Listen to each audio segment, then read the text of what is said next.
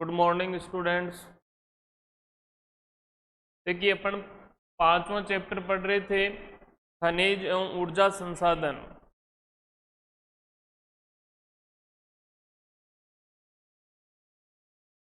आवाज आ रही है सभी बच्चों के पास?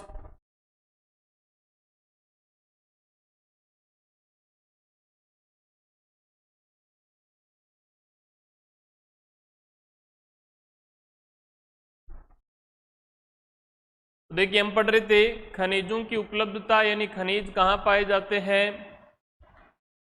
तो खनिज है वो अयस्कों में पाए जाते हैं। अयस्क किसे कहते हैं? जब किसी खनिज में अन्य अवयवों या तत्वों का मिश्रण या संचयन पाया जाता है, उसको हम क्या कहते हैं? अयस्क कहते हैं। जैसे बॉक्साइट खनिज है, ये एक अयस्क खनिज है क्योंकि इससे एल्यूमिनियम धातु प्राप्त होती है। तो जब किसी खनिज में अन्य अवयवों या तत्वों का मिश्रण या संचयन पाया जाता है, उसको हम क्या कहते हैं? अयस्क। इसके अलावा खनिज है वो आग्नेय तथा कायांतरित जो चट्टानें होती है उसमें दरारों, जोड़ों, भ्रंशों और विद्रोह के अंतर्गत पाए जाते हैं। और इनमें खनिजों का निर्माण अधिकतर उस समय होता है जब ये तरल या गैसीय अवस्था में होती है। तब अत्यधिक दाब और ताप के कारण ये दरारों के सारे ऊपर उठकर ऊपर आकर वहीं पर ठंडे होकर क्या हो जाते हैं? जम जाते हैं, जिससे खनिजों का क्या हो जाता है? निर्माण हो जाता है। आग्नेय तथा कायांतरित चट्टानों में कौन से खनिज पाए जाते हैं? इनमें तांबा, सीसा, जस्ता, है ना, जिंक, ये खनिज पाए जाते हैं। फिर उसके बाद में हम दूसरा पढ़ रहे थे कि अवसादी चट्टानों में खनिज है वो परतों व संस्तरों के रूप में पाए जाते हैं।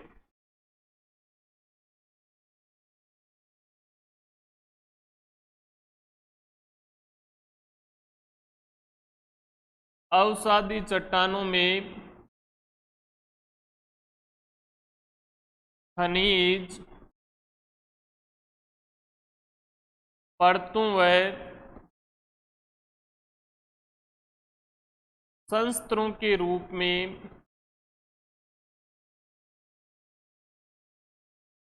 पाए जाते हैं। यानी अवसादी चट्टानों में खनिजों की एक के बाद एक क्या होती है? परत होती है। परत के रूप में खनिज पाए जाते हैं। इनमें कोयला व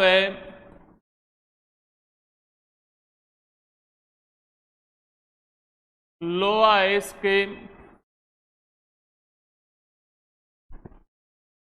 खनिज का निर्माण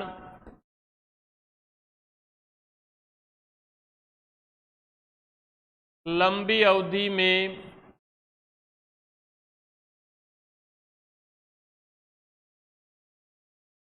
अत्यधिक ऊष्मा व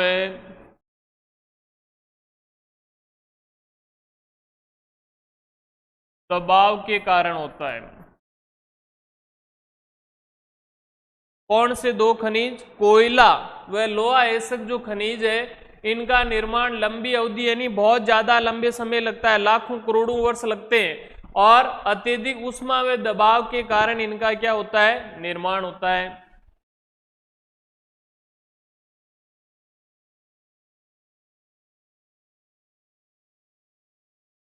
इन चट्टानों में जिप्सम, अभ्रक,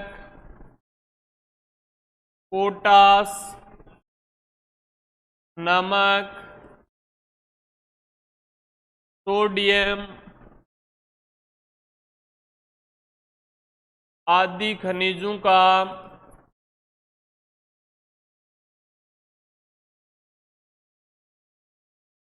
निर्माण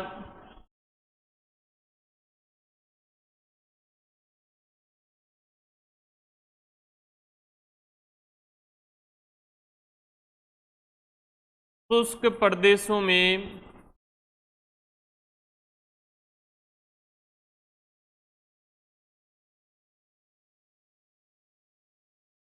वाष्पीकरण से होता है।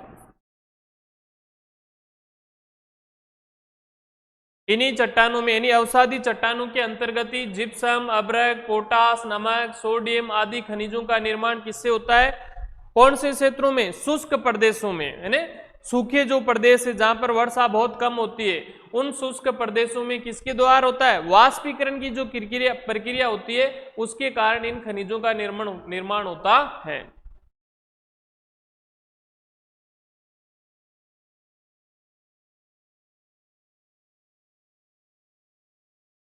कुछ खनिजों का निर्माण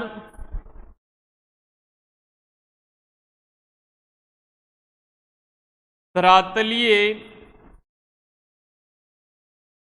चट्टानों के अपघटन से होता है।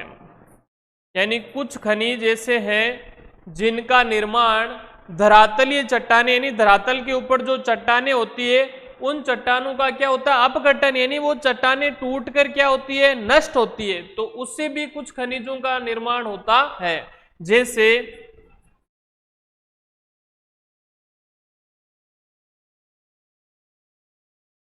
बॉक्साइड खनिज का निर्माण इसी प्रकार होता है। किस प्रकार? धरातलीय चट्टानों के अपघटन से ही। कौन से खनिज का निर्माण? बॉक्साइट जो खनिज है इसका निर्माण धरातलीय चट्टानों के अपघटन से ही होता है।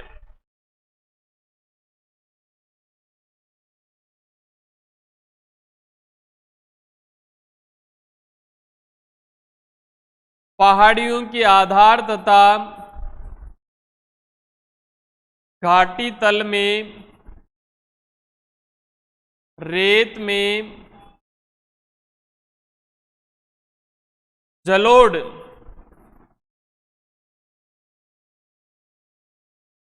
जमाव के रूप में भी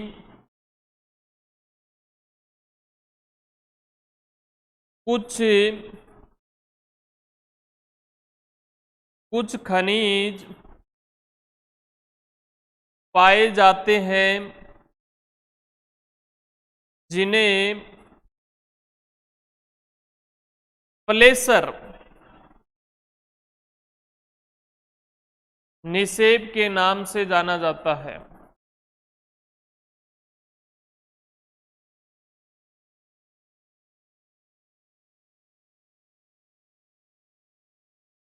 तो देखिए कुछ जो खनिज है वो पहाड़ियों के आधार, जैसे मान लो ये कोई पहाड़ी है ना, इस पहाड़ी का ये क्या हो गया? ये आधार हो गया। क्या हो गया? आधार हो गया, है ना। और अब जैसे मान लो इधर भी कोई पहाड़ी है तो इनके बीच में ये जो जगह हो गई वो क्या हो गई? घाटी हो गई। क्या हो गई? घाटी। इस घाटी की तली में जब नदियां ऊपर से बहकर आएगी तो यहाँ पर मिट्टी को क्या करेगी? जमा करेगी। कंकर पत्थर मिट्टी को यहाँ पर क्या करती है? जमा करती है। तो यहाँ पर जो रेत होती है, मिट्टियों द्वारा बहाकर लाई गई जो रेत होती है, जिसको हम जलोढ़ मृदा कहते हैं, जलोढ़ मिट्टी कहते हैं, इस जलोढ़ मिट्टी की जो परत है, इस परत को अगर हम हटाएंगे तो इस परत के नीचे भी कुछ खनिजों का क्या होता है? निर्माण होता है। और ऐसे खनिजों को क्या कहते हैं? ऐसे खनिजों को प्लेसर निषेप के नाम से जाना जाता है। और ऐसे खनिज कौन कौन से होते हैं? जैसे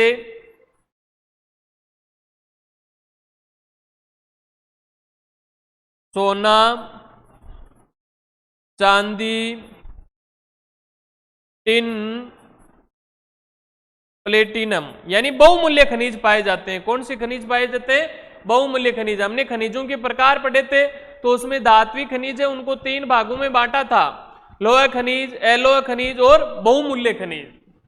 तो घाटियों के आधार, पहाड़ियों के आधार तथा घाटी तल में रेत के अंदर जो जलोढ़ जमाव के रूप में भी कुछ खनिज पाए जाते हैं या कुछ खनिजों का निर्माण होता है जिन्हें प्लेसर निषेप के नाम से जाना जाता है। देखिए ये इंपॉर्टेंट क्वेश्चन है, क्वेश्चन आएगा प्लेसर निषेप से आप क्या समझते हैं? कोई 2 या 4 उदाहरण दीजिए।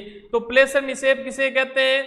पहाड़ियों के आधार तथा घाटी तल में रेत के अंदर जलोढ़ जमाव के रूप में जो खनिज पाए जाते हैं, उन्हीं खनिजों को किस नाम से जाना जाता है? उन खनिजों को प्लेसर निक्षेप के नाम से जाना जाता है।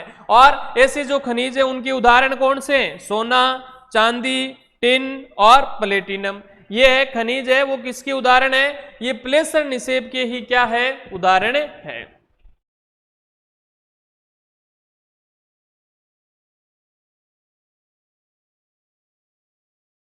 आप देखिए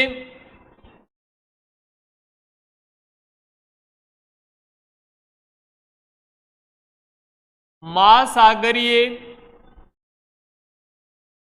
जल में भी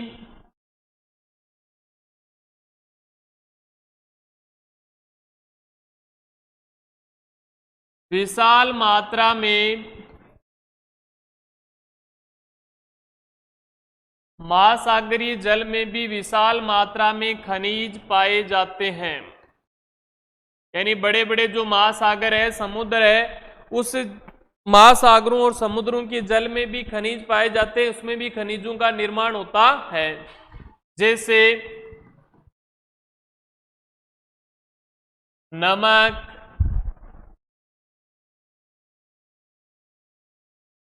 मैग्नीशियम,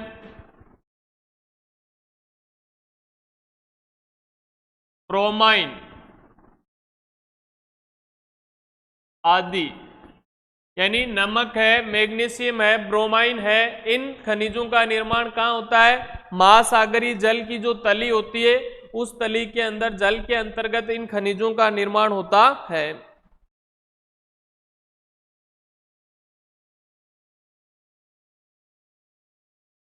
महासागरीय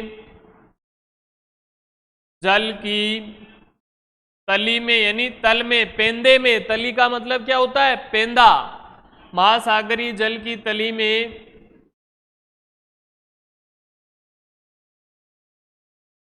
मैग्नीज खनिज की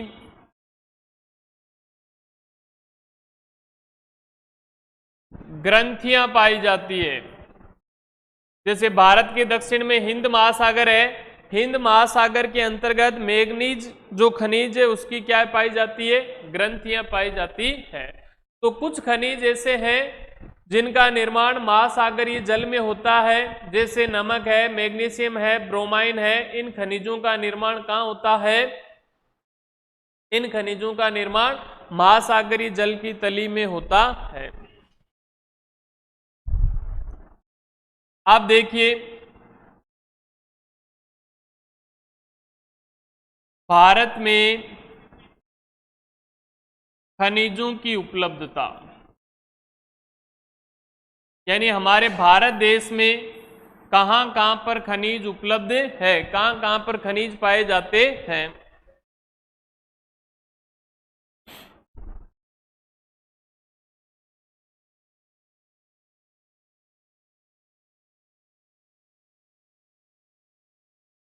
भारत में विविध प्रकार के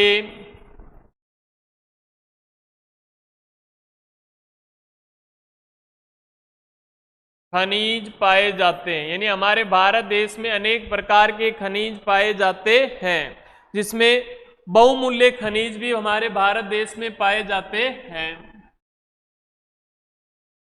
लेकिन भारत में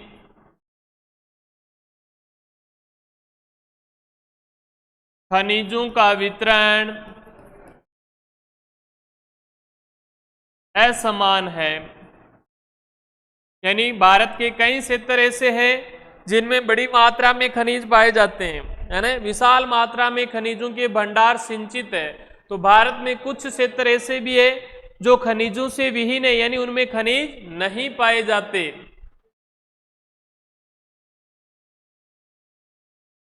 भारत के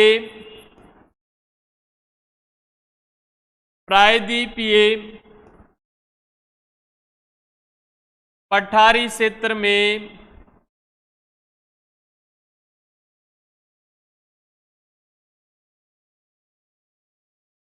धात्विक व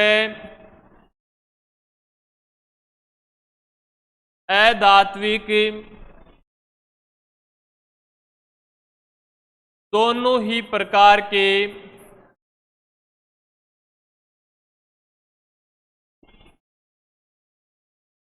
खनिज पाए जाते हैं।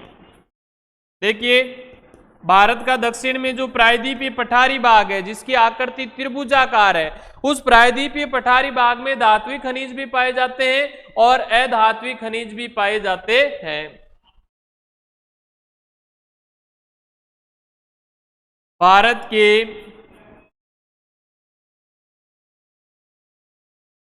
प्रायद्वीपीय पठारी भाग के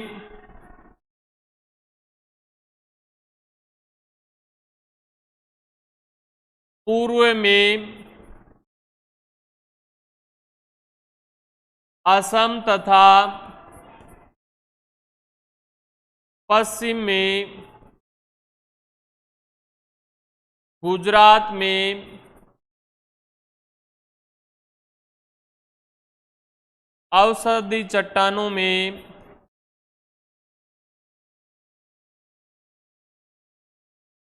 खनिज तेल के भंडार पाए जाते हैं। यानी प्रायद्वीपीय पठारी जो भाग है उसके पूर्व में कौन सा, असम राज्य, तथा पश्चिम में क्या है, गुजरात। यहां पर अवसादी जो चट्टाने हैं उसमें खनिज तेल के क्या पाए जाते हैं, भंडार पाए जाते हैं, यानी पेट्रोलियम पाया जाता है।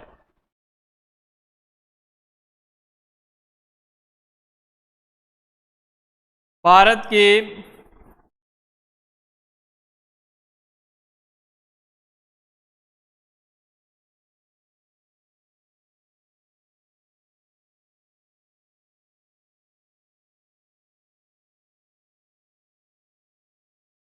भारत में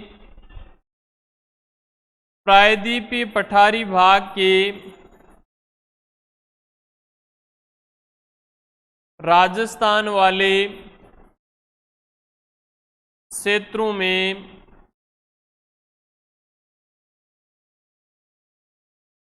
एलोय खनिज पाए जाते हैं। देखिए, जैसे भारत के 5 भौतिक विभाग है, वैसे ही अपने राजस्थान के भी अलग अलग क्या है, भौतिक विभाग है। पश्चिमी मरुस्थलीय प्रदेश, अर्ध शुष्क प्रदेश है ना, दक्षिण में हाड़ौती का प्रदेश है और पूर्व में पूर्व का मैदान है। तो हाड़ौती का जो प्रदेश है वो किस में आता है, वो प्रायद्वीपीय पठारी भाग में आता है। राजस्थान का दक्षिण के अंदर जो हाड़ौती का प्रदेश आता है, हाड़ौती का या पठारी प्रदेश आता है, वो किस में आता है, प्रायद्वीपीय पठारी भाग में आता है ना, जिसमें से अरावली पर्वतमाला होकर गुजरती है। उस प्रायद्वीपीय पठारी भाग के राजस्थान वाले क्षेत्रों में कौन से खनिज पाए जाते हैं, एलोय खनिज पाए जाते हैं। इसके अलावा भारत के उत्तर में विस्तृत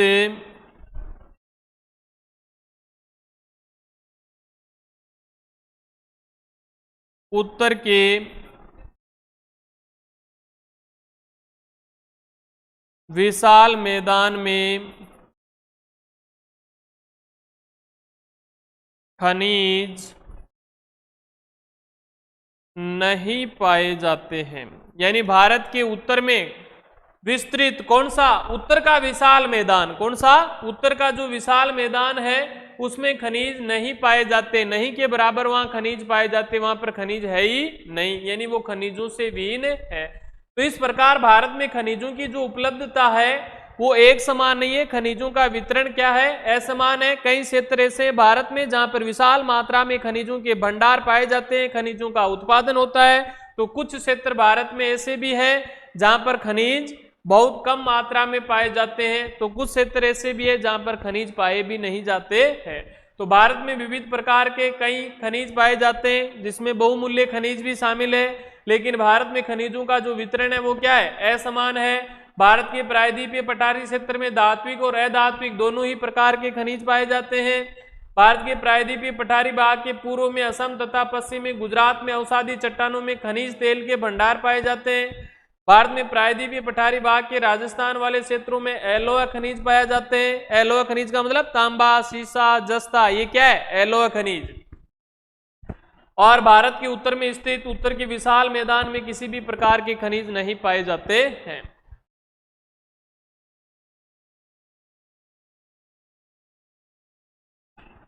आप देखो, भारत में पाए जाने वाले प्रमुख जो खनिज है, उन खनिजों के एक एक खनिज के बारे में हम विस्तृत से अध्ययन करेंगे। सबसे पहले आता है लौह खनिज। देखो, इससे पहले एक है रेट होल खनन। रेट होल खनन, देखो खनन की परिभाषा तो मैंने आपको पहले बताई थी। रेट खनन किसे कहते हैं कि भूगर्भ से खनिजों को खोद कर बाहर निकालना ही क्या कहलाता है? खनन कहलाता है। लेकिन यहां पर है रेट होल खनन। क्या है? तो देखो, रेट होल खनन किसे कहते हैं? मेघालय के जोवाई व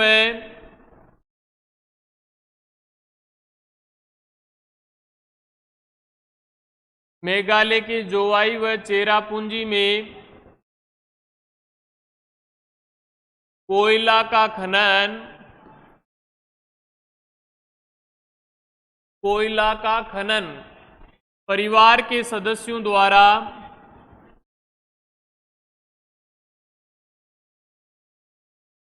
लंबी संकीर्ण सुरंग के रूप में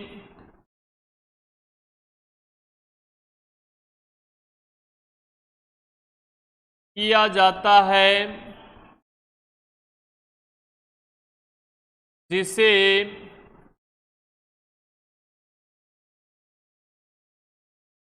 रेट होल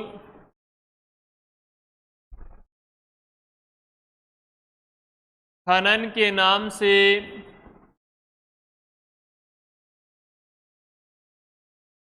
जाना जाता है।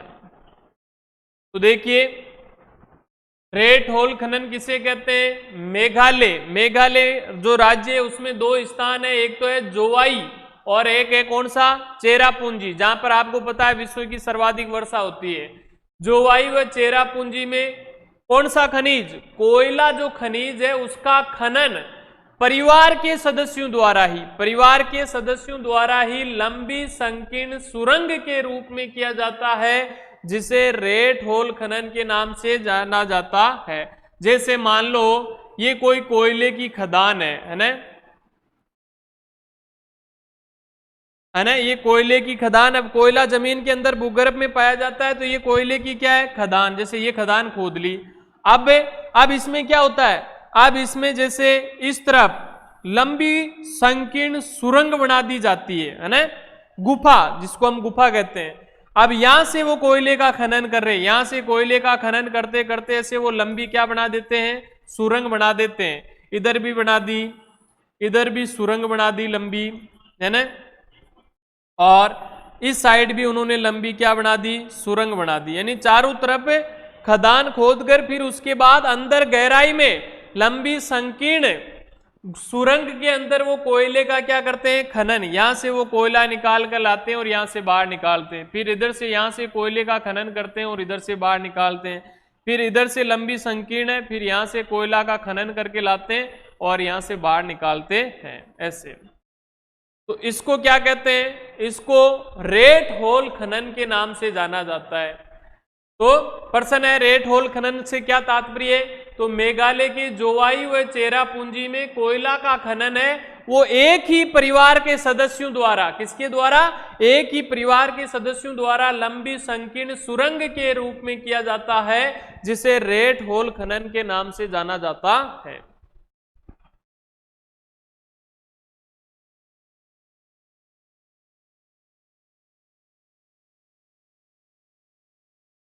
आप देखिए, हम भारत में पाए जाने वाले प्रमुख जो खनिज है उनके बारे में पढ़ेंगे। तो उनके बारे में हम सबसे पहले पढ़ते हैं लौह खनिज के बारे में। लौह है खनिज।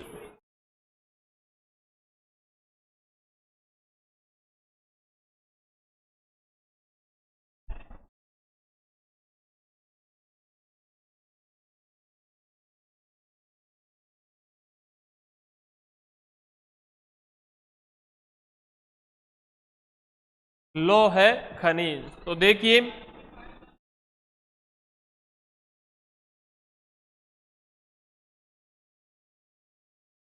लौह खनिज का देश के कुल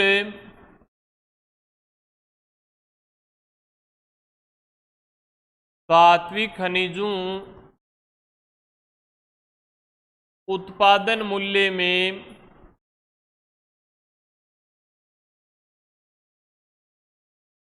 3/4 योगदान है।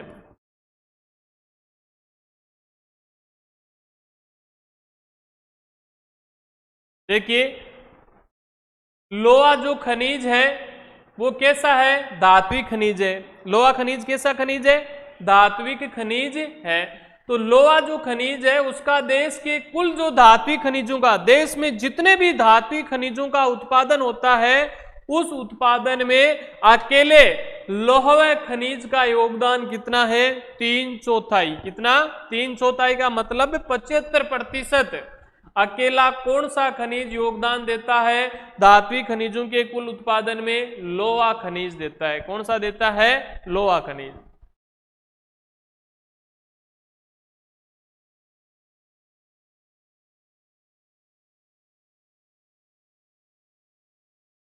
लौह खनिज धातु शोधन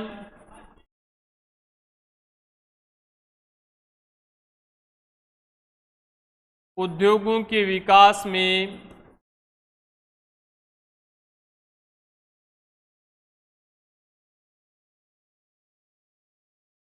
सहायक होता है। या लोहा जो खनिज है वो धातु शोधन उद्योगों को मजबूत आधार प्रदान करता है।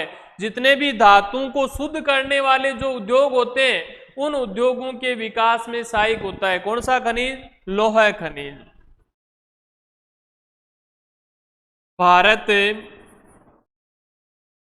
अपनी घरेलू मांग की पूर्ति करने के बाद बड़ी मात्रा में लौह खनिज का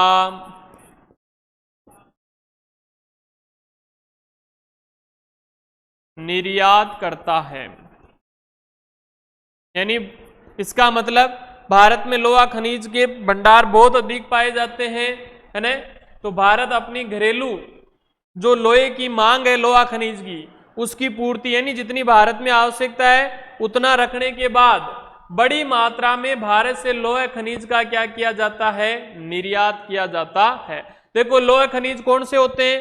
ऐसे खनिज जिनमें लोहे का अंश या मात्रा पाई जाती है उसको हम क्या कहते हैं? लौह खनिज। जैसे लोहा एसक है, मैग्नीज है, निकल है, कोबाल्ट है, ये सब किसके उदाहरण है? लौह खनिजगर।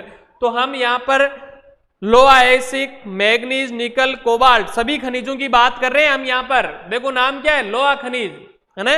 तो लोह खनिज में कौन से खनिज आते हैं? ऐसे खनिज जिनमें लोहे का अंश या मात्रा पाई जाती है। और ऐसे खनिज है कौन कौन से?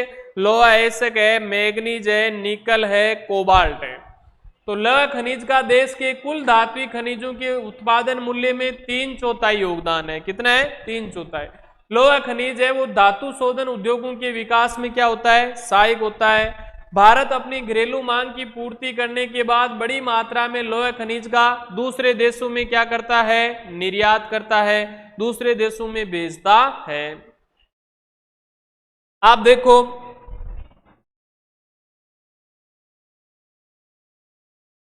लौह खनिजों में सबसे पहले हम पढ़ेंगे लौह अयस्क के बारे में। लौह अयस्क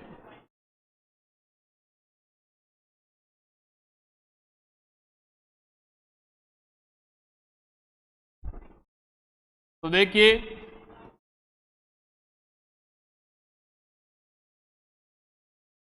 लौह अयस्क खनिज एक आधारभूत खनिज है। लौह अयस्क खनिज है वो एक क्या है?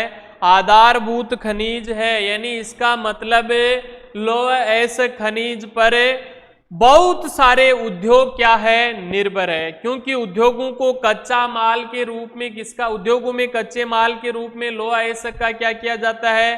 प्रयोग किया जाता है। इसलिए अन्य जितने भी उद्योग है वो किस पर निर्भर है?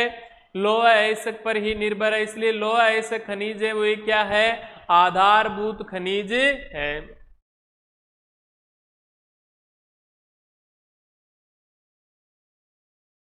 लौह अयस्क खनिज को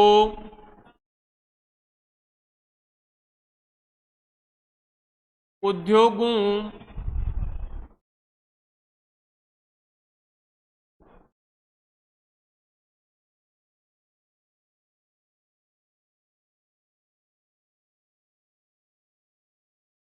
औद्योगिक विकास की रीढ़ की हड्डी माना जाता है।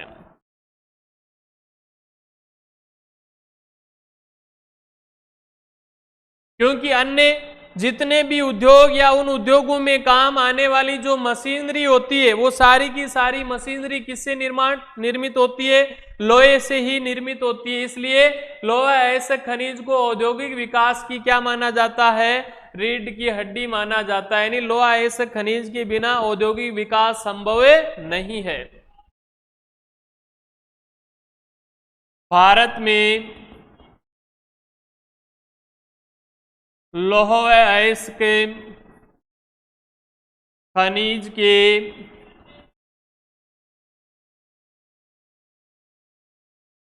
विशाल मात्रा में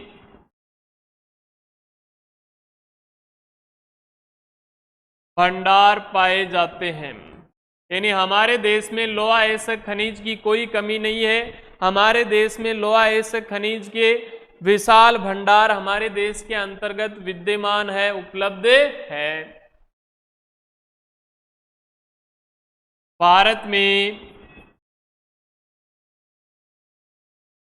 उच्च कोटि का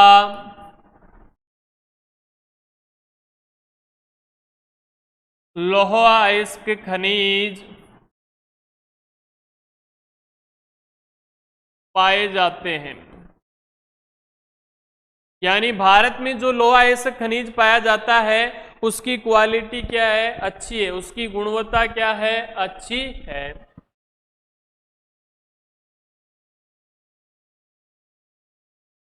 भारत में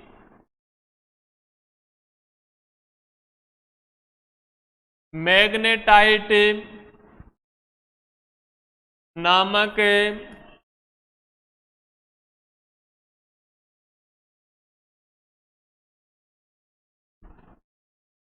सर्वोत्तम प्रकार का लौह अयस्क पाया जाता है।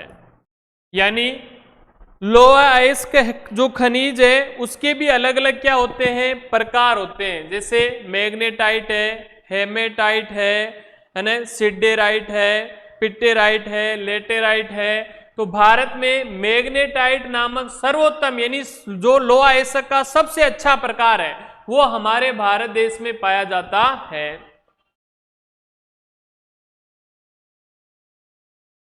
मैग्नेटाइट में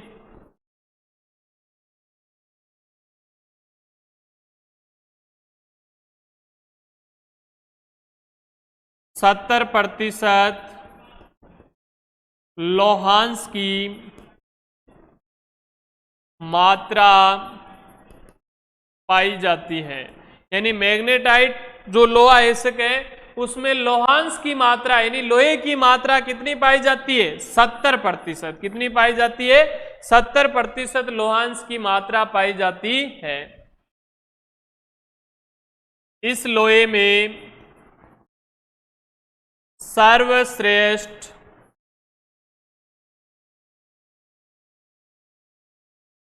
चुंबकीय गुण पाए जाते हैं। इसमें मैग्नेटाइट जो लोहा है इसमें सर्वश्रेष्ठ कौन से गुण पाए जाते हैं? सर्वश्रेष्ठ चुंबकीय गुण पाए जाते हैं। इसका उपयोग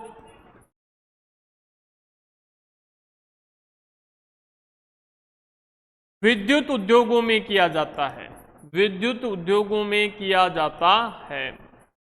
इसका मैग्नेटाइट प्रकार का जो लोहा आयस्क है उसका प्रयोग किसमें किया जाता है? विद्युत उद्योगों में किया जाता है। विद्युत का सामान बनाने वाले जो उद्योग होते हैं उसमें इसका उपयोग किया जाता है। अब देखो दूसरा जो लोहे का प्रकार है वो है हेमेटाइट। हेमेटाइट महत्वपूर्ण औद्योगिक लोहा अयस्क है। यानी लोहा अयस्क खनिज का दूसरा जो प्रकार है कौन सा? हेमेटाइट। और ये जो हेमेटाइट है इसका उपयोग किसमें होता है? औद्योगिक क्षेत्रों में, यानी उद्योगों में काम में आने वाला ये प्रमुख क्या है? लोहा अयस्क है। इसका अधिक मात्रा में उपभोग हुआ है। इसका अधिक मात्रा में क्या हुआ है? उपभोग, यानी इसको ज्यादा मात्रा में काम में लिया गया है। अधिक मात्रा में उपभोग हुआ है किसका? हेमेटाइट का।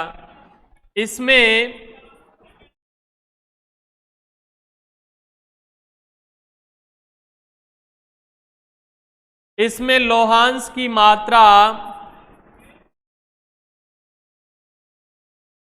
50 से 60% तक पाई जाती है।